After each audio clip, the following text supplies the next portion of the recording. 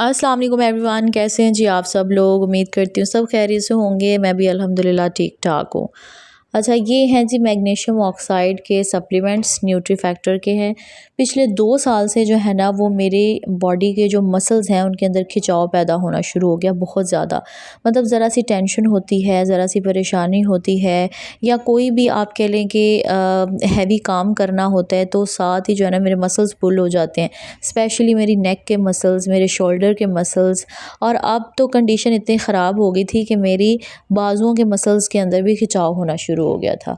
और उसी तरह से जैसे मोस्ट ऑफ़ द ख़वातीन करती हैं कि अपनी हेल्थ को या अपनी बॉडी में आने वाली इस तरह की नेगेटिव चेंजेस को इग्नोर ही करती हैं, यहाँ तक कि कंडीशन वर्स ना हो जाए, यानी ख़राब तर ना हो जाए, तब तक आप लोग डॉक्टर के पास नहीं जाती।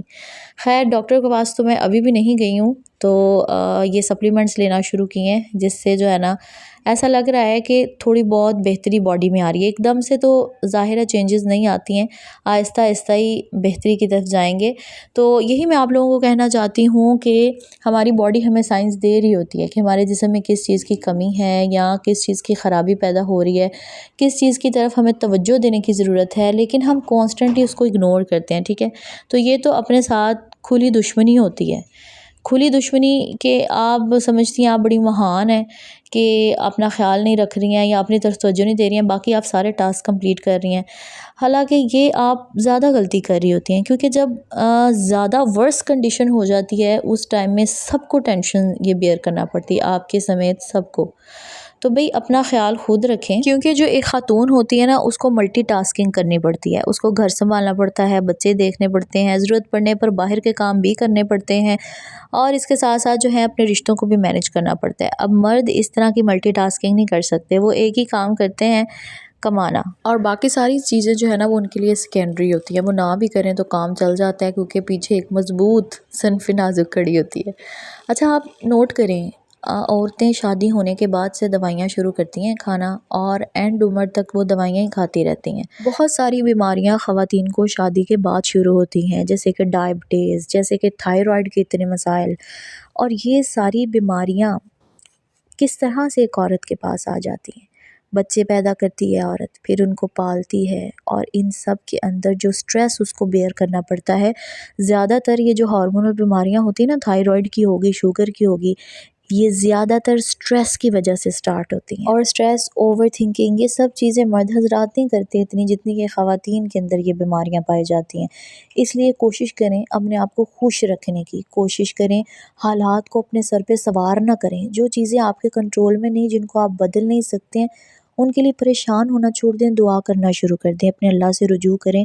और वो अल्लाह ही है जो आपके दिल में सुकून पैदा कर सकता है, जो आपके मसले हल कर सकता है, परेशानियां दूर कर सकता है। जब आप बहुत ज़्यादा परेशान रहती हैं और मुसलसल स्ट्रेस में रहती हैं ना, उस टाइम में आपकी बॉडी का जो इम्यून सिस्टम है बहुत कमज़ोर हो जाता है। आपके जिस्म का जो क़ुव्वत मुदाफ़त का निज़ाम है वो बहुत ज़्यादा कमज़ोर हो जाता है, और फिर आपको 70-100 बीमारियाँ लग जाती हैं। बीमारियों से दूर रहने का जो सबसे बड़ा राज है वो ये कि ख़ुद को खुश रखने की कोशिश करें।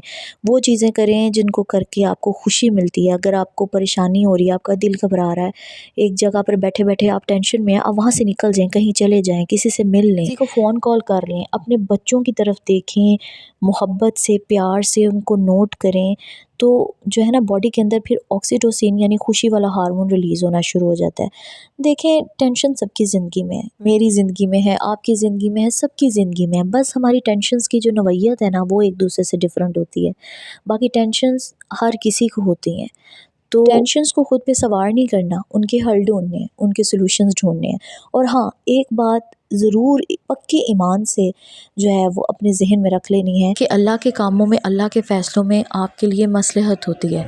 आप कुछ करना चाह रहे हैं, किसी चीज़ के इंतज़ार में हैं, किसी मौके को अवेल करना चाह रहे हैं, बट वो कर नहीं पा रहे हैं, आप दुआएं कर रहे हैं, इसके बावजूद आपका कोई काम हो नहीं रहा, तो इसमें ज़रूर कोई ना कोई बेहतरी होगी। इसमें अल्लाह ताला की तरफ से ज़रूर आपके लिए कुछ अच्छा होगा। हो सकता है आप ख़ुद को किसी टेंशन, किसी परेशानी में डालने के चक्करों में अल्लाह ताला आपको इससे बचा ले।